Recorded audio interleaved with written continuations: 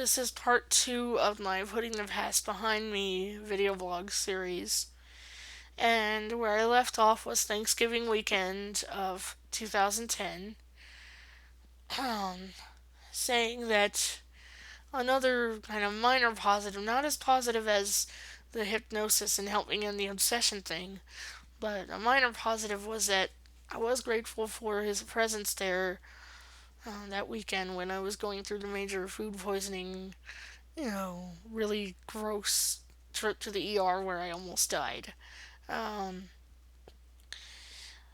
so then I moved out of LA, and oh yeah, that's right. 2010, the end of 2010 was a little better because that's right. He wasn't even living in the LA area. He was living in the Central Valley. Um, but then once I moved and once he started college, he took it upon himself to go looking for other women again, and that didn't work out so well. So, of course, around April 2011, we spend Easter weekend together. And,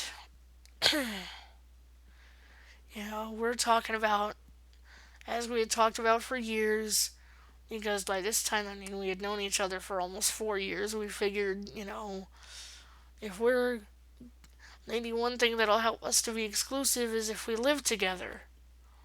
And, you know, he's sitting there going, well, I don't know how to get stuff together to move. I don't know if I could do this. I don't know. And I mean, even my dad was telling him, look, you know, using me as an example, when I moved back to NorCal from SoCal, I went to liquor stores, I got packing boxes, I used a bunch of my resources and took advantage of what I could do. And, he wasn't going to have any of that.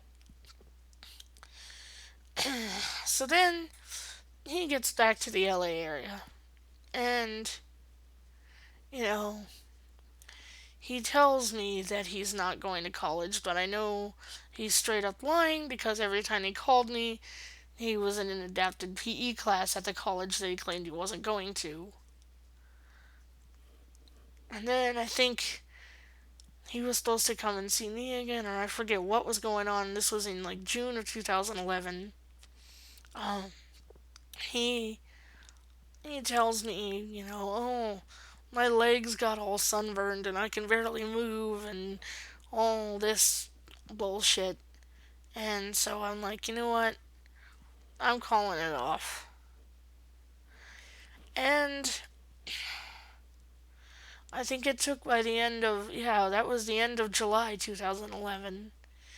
And I lasted, I want to say, 3.5 months before I let him back in again, tried to be a friend.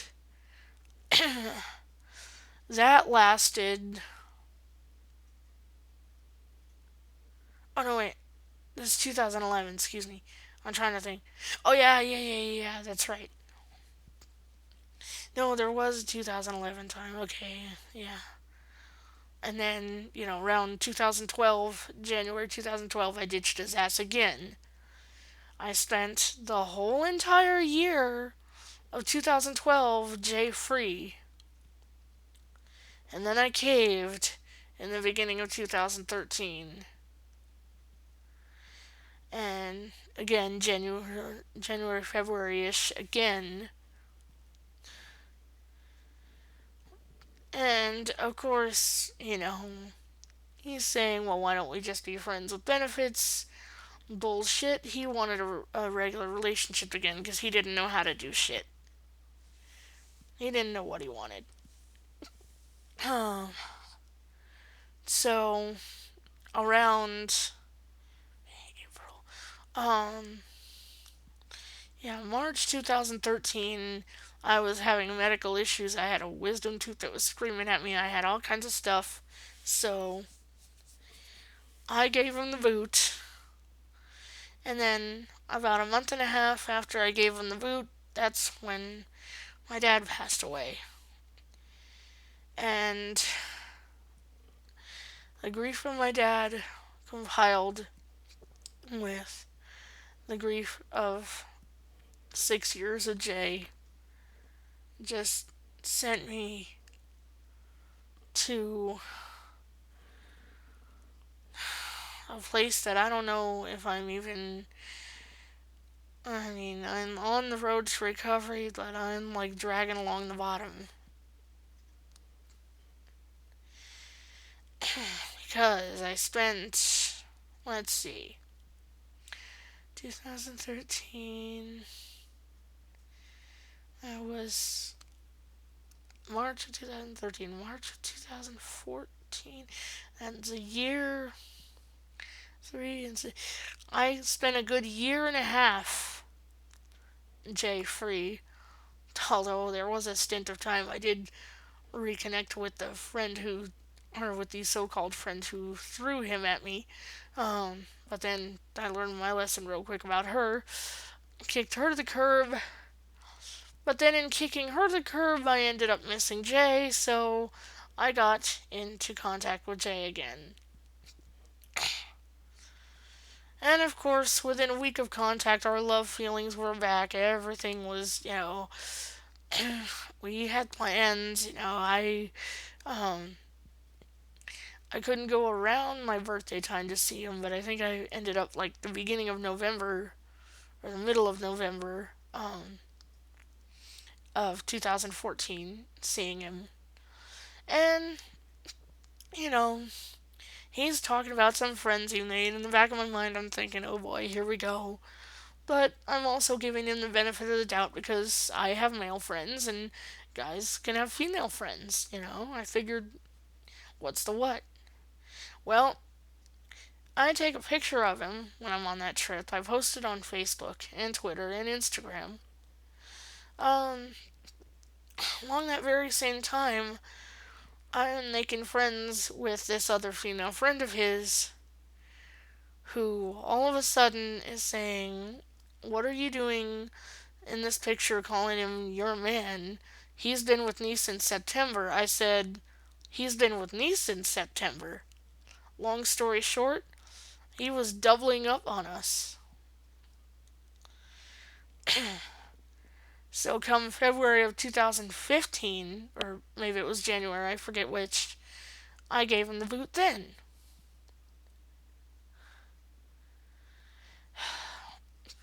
And then, so then I was maybe 4 months free. I was 4 months J free.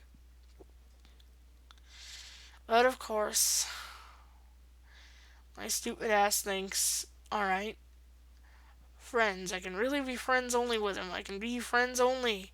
I'm this, my friend. So I contacted him in June. And he breaks up with said person who found the picture at the end of July. So I'm thinking, okay, August, our relationship is gonna go really strong this time. If we're gonna do this, we're gonna do this right, we're gonna be exclusive.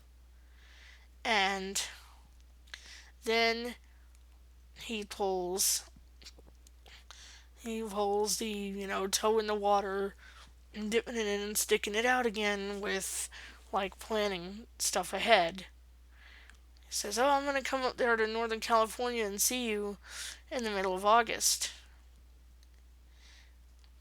Now, legitimately, there was a death in his family.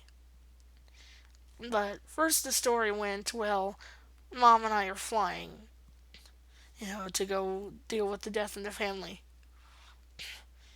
Then it was, oh shit, we missed our flight. We're gonna drive up a couple days later. Then it was, oh crap, I forgot I had a job interview, so Mom is driving up and I'm staying at home. And I said, well, what then? Are you gonna come see me again soon or what? And he says, well, we were gonna make it so that I would be up there in August, you would come down in October, so.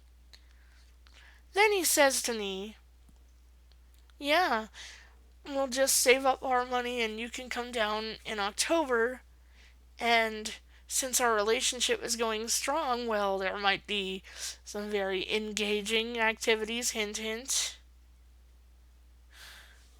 And I said, really? You mean it? Because somewhere in the back of my twisted mind and twisted heart, I had thought that I was going to marry this guy. I thought, as much as he mistreated me, there were good things about him. He was like a best friend to me, and I felt like maybe he just could be the love of my life and the one to turn things around. And he even hinted, he didn't say what day or what place, exactly. Well, okay, he did give like an idea of the area, but, you know, he said, I'm thinking beach proposal on one of the days that you're here in October. And he says, what's your ring size? I want to go ring shopping, you know. So I give him my ring size, and he says, oh yeah, I've been looking around, I've been shopping. And so as, we're preparing for this new phase of life, I'm realizing, because back in June, and this has since been resolved, but, at the time, my landlady had said, well, you have until like January of 2016 to find a place. So, you know, so I said, look, I gotta find a place early next year. He says, well, why don't we move to either LA or Sacramento area and get an apartment? Why don't we live together? And so I knew that I needed to take steps to get ready to live with someone to make things livable here. So I started, taking better care of myself and doing all these better things. And as I was taking better care of myself, because I was actually, pleasing and caring for myself and not pleasing others, all of my anger and emotions over growing up having been a people pleaser and having been either neglected or spoiled came to the surface, and I was getting angry a lot and needing to calm down a lot and actually having to say, like, look, I can't talk right now. Let me call you back when I'm calmer. So then, all of a sudden, well, oh, this is going to have to be a part 3 to tell you how this whole thing ended and some other in between things as well. So, I'm going to end this video. I'm going to quit while I'm ahead so that I can make part 3.